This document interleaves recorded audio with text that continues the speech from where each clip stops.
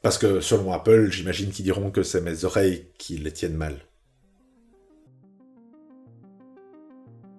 Alors voilà, l'AirPod nouveau est arrivé, le classique, hein, pas le Pro, et justement, c'est vraiment pas mal. S'il n'y avait pas un énorme problème, je dirais justement foncez. Mais on va en parler un peu plus, c'est pas forcément le meilleur écouteur pour tout le monde. Et vous êtes prêts à découvrir pourquoi? Alors on y va.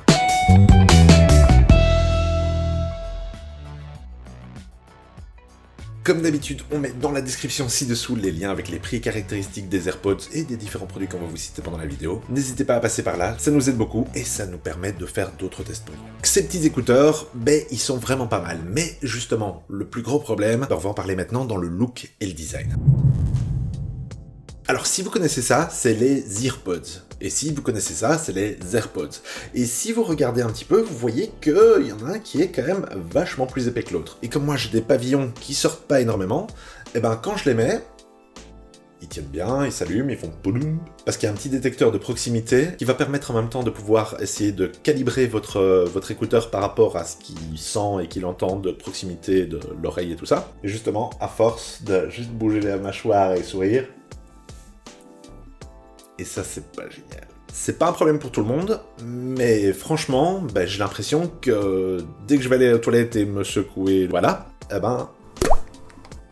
et c'est vraiment pas l'erreur que j'aurais envie de faire, parce qu'ils sont pas donnés ces petits trucs-là. Ils sont maintenant IPX4, hein, donc ça veut dire résistant à la transpiration, aux éclaboussures et tout ça, mais en même temps, c'est pas le genre de truc que j'utiliserais pour aller courir. En même temps, il y a pas grand-chose que j'utilise pour aller courir, vu que je cours pas vraiment. Si jamais vous avez les moyens de les essayer, essayez-les avant de les acheter, parce que c'est vraiment ça qui va déterminer comment, dans votre oreille, ça va être quelque chose qui est fermement attaché. Vous pouvez toujours acheter des petits manchons en silicone qui se mettent autour, et là, directement, ça tient beaucoup mieux parce que ça va s'agripper mieux dans l'oreille, mais c'est peut-être quelque chose que Apple aurait dû penser, parce que selon Apple, j'imagine qu'ils diront que c'est mes oreilles qui les tiennent mal. Alors si vous regardez la forme, il y a pas mal de petites grilles autour pour pouvoir justement avoir cet effet environnement, mais on en parlera un peu plus dans le son justement, parce que le son est assez impressionnant. Mais en gros, ils ont un peu le look distinctif des AirPods, quand on les met dans l'oreille, on voit que ça, et en même temps, c'est ce que certaines personnes recherchent. Pas forcément moi, mais ce petit truc qui sort, c'est devenu un petit peu un truc que les gens aiment bien, et c'est un petit peu un accessoire de mode, comme beaucoup d'autres accessoires de mode. Et justement, moi c'est pas trop mon truc, j'aurais bien aimé d'autres couleurs, mais Apple a décidé...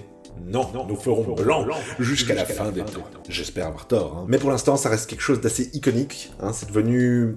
marque de fabrique de la marque, mais ils produisent d'autres écouteurs, justement les Beats Fit Pro, qui ont pas mal des fonctionnalités plus la réduction de bruit, un prix qui est vachement similaire, et surtout un petit arceau en caoutchouc qui va permettre de se mettre dans le contrefort du pavillon et vous tenir fermement dans les oreilles, ce que ceux-ci ne font pas. Mais par contre ceux-ci, ils sont tellement légers que parfois j'ai l'impression de pas les avoir sur les oreilles. Et ça c'est vraiment agréable pour quelqu'un qui, comme moi, a les oreilles sensibles, qui a parfois du mal à mettre des intras qui vont les sortir, rentrer, qui vont finir par avoir le conduit auditif qui est un peu endolori à cause de la friction et tout ça. Justement ces trucs-là, je peux les porter toute la journée, c'est vraiment pas un problème.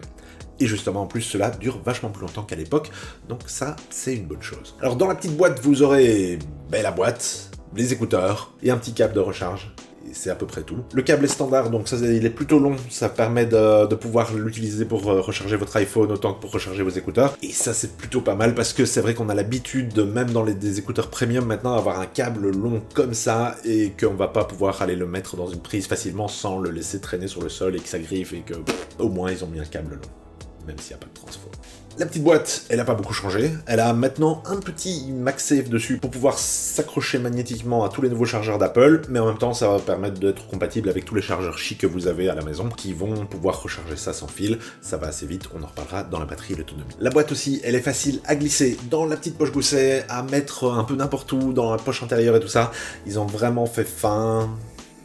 Ça fonctionne, ça glisse bien, c'est pratique. Mais attention, c'est du plastique, ça raye assez vite. Alors maintenant qu'on a parlé un petit peu du design, qui était un des éléments les plus problématiques, à part peut-être un autre petit élément problématique, mais on en parlera un petit peu plus à la conclusion, on va parler du son.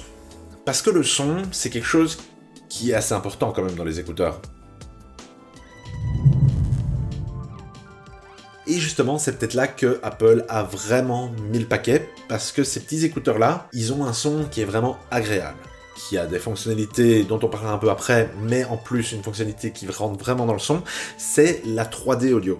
Donc ça veut dire que dedans il y a des petits accéléromètres qui vont détecter quand il y a une accélération, ils mettent un vecteur, machin, des maths, de façon à simuler la façon dont vous entendez avec la forme de vos oreilles, la forme de vos épaules et tous les trucs comme ça, pour que quand vous tournez la tête, vous sentez les sons qui bougent dans votre casque. Je pensais que c'était un gimmick et que j'allais l'utiliser une journée et que voilà. Et tous les jours, je me mets à réécouter de la musique en 3D audio parce que ça déchire. Je suis dans la pièce avec les artistes, j'entends les différents sons qui viennent de différents endroits. En plus, avec tous les petits mouvements imperceptibles qu'on a de la tête, on a vraiment ce côté présence qui n'existait pas vraiment jusqu'à présent et qui va faire qu'on a vraiment ce côté positionnel, pas tout à fait positionnel, mais rotationnel en tout cas, qui va permettre de pouvoir situer le son et ça fonctionne plutôt bien. C'est vraiment pas mal. Et justement, je m'y serais pas attendu, mais même les sources stéréo dans Netflix, par exemple, quand je regarde dans Netflix, je tourne la tête et j'entends comme si le truc était devant moi, alors ça aide en fait. Ça aide à l'immersion, ça aide à la compréhension du son, ça aide à tellement de choses qu'on se demande pourquoi c'est pas dans plus de trucs. Mais c'est pas compatible avec tout. Il faut qu'il y ait la puce H1 dans votre appareil, et justement, ça fait que mon iPad Pro de 2018, il est pas compatible. À cause de ça, maintenant, je me retrouve à regarder des films sur mon iPhone dans mon lit plutôt que sur mon iPad, parce que, justement, les petits mouvements et tout ça, ça donne une simulation tellement grande de son, que ça m'apporte plus quasi que la taille de l'écran. C'est encore quelque chose où je me pèse un petit peu, et c'est peut-être l'effet de nouveauté, mais pour l'instant, je suis plus convaincu par cette immersion sonore que par juste la taille de l'écran. Évidemment, si je m'achète un nouvel iPad, j'aurai la puce H1 dedans. On verra après. Ça coûte cher. Alors, au niveau de la qualité de son, parce que, à part le 3D, c'est plutôt pas mal. On est quand même un cran en dessous des AirPods Pro et un bon cran en dessous des XM4 qu'on avait pu tester récemment. On vous met le lien dans le coin de la vidéo. Et qui, eux, étaient vraiment pas mal. Mais là, pour des écouteurs ouverts, en fait, on a vraiment l'impression d'avoir une scène large, même s'il manque peut-être un peu de précision dans les aigus et tout petit peu dans les médiums. Les basses sont plutôt présentes, donc ça c'est assez impressionnant pour des petits trucs comme ça. Et justement, ça fait que ils sont très agréables à porter, très agréables à écouter, si je glissais pas à chaque fois que je souris. Par contre, là où le son est de qualité, il est peut-être pas de qualité équivalente à son prix, parce qu'il y a d'autres écouteurs à ce genre de prix-là qui vont arriver à un meilleur son, mais qui n'auront pas tous les petits trucs qui sont dedans en plus que Apple a parsemé dedans, et ça on va en parler un peu plus dans les fonctionnalités. Au niveau des fonctionnalités, il y a pas mal de trucs en fait. En plus de la 3D positionnée et tout ça, vous aurez aussi tout un lot de fonctionnalités, du genre l'appairage rapide. Vous ouvrez la petite boîte à côté de votre iPhone, ils sont directement appelés les AirPods de Thomas, ils se sont mis sur mon Apple TV, ils se sont mis sur mon iPad. Franchement, c'est vraiment pratique. Et il n'y a pas beaucoup d'écouteurs qui ont ce côté transparent comme ça. En même temps, ils sont intégrés dans l'écosystème de la marque, et justement, à cause de ça, ils seront pas disponibles toutes ces fonctionnalités du côté de chez Android. Et à cause de ça, ils sont pas recommandables pour tout le monde. Parce que si vous avez pas d'application pour pouvoir gérer que ce soit la qualité du son et tous les trucs comme ça, même s'ils ont un son qui est plutôt pas mal en dehors de la boîte directement, vous aurez pas la 3D spatiale, vous aurez pas l'appairage rapide, vous aurez pas le multipoint facile entre les différents appareils. Ils deviennent vachement moins intéressants, surtout à leur prix qui est plutôt élevé. Donc ça c'est un peu à vous de voir, parce que si vous aimez vraiment bien ce micro, parce qu'on va en parler juste après, mais le micro... Voilà. C'est pas vraiment fait pour les utilisateurs Android, et c'est un peu dommage parce que on aimerait bien pouvoir profiter de ce genre de technologie un peu partout. Mais en même temps, c'est Apple. Apple va pas changer Apple.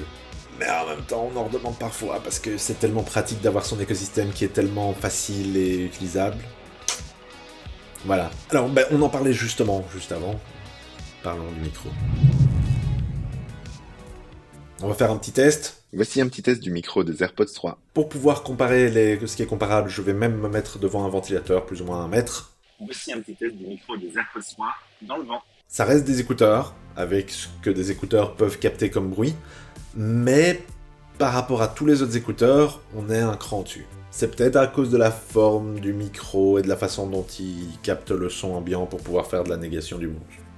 Je ne sais pas comment il fonctionne. Le seul truc, c'est que pour l'instant, apparemment, il n'y a que Apple qui a la formule magique pour avoir un micro qui fonctionne bien quand on est sur Discord, quand on est en appel téléphonique, quand on est sur Zoom et tous les trucs comme ça. Et ça les rend vraiment pratiques parce que grâce à ça, c'est des écouteurs où on n'a pas besoin d'aller chercher un micro spécifique pour pouvoir aller faire un appel téléphonique ou devoir mettre son téléphone comme ça quand on est en main libre parce que justement ça fonctionne. Si vous voulez un bon micro, ça reste d'excellents petits écouteurs qui vont pouvoir avoir un appel clair et compréhensible. Alors maintenant, on va parler un petit peu de la grosse amélioration, c'est l'autonomie.